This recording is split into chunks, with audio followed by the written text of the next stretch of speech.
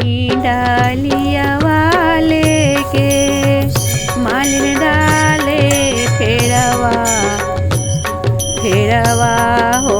के कर घरवाना मैया मोरली हली बसेरवा हो के कर घरवाना भोरही डलिया वाले के मालिन डाले फेरवा हो के कर घरवाना हो के कर घरवाना नौ मैया लिहले बसेरवा हो के कर घरवाना देवी दुलारी सुनी निसरी दुआरवा हो सुन हे मालिनिया मैया लिहले मोर घर बसेरवाना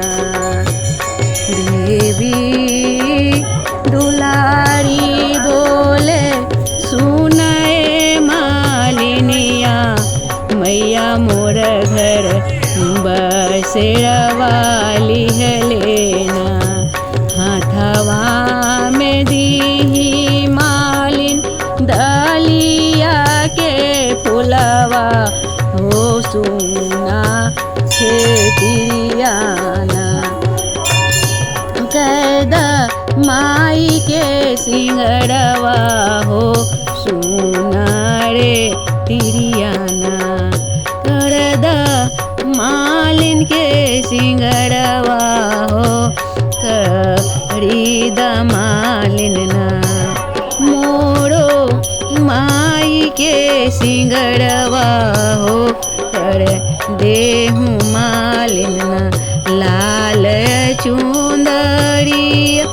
लाल ही कौआ सिंदूरवा हो महावर लालना भरिद मैया जी के गोरवा हो महावर लाले लालेना भरिद मैया जी के गोरवा हो महावर लाले लालेना फूलवा में हार ओढ़हुल बेला के गजलवा हो कमल दलना शोभे मैया जी के हरवा हो कमल दलना शोभे मैया जी के हरवा हो कमल दलना शोभे मैया जी के हरवा हो कमल दलना भोरही डलिया वाले के मालिन डार फेरवा हो के घर घरवाना मैया मोरी लीले बसेरवा हो के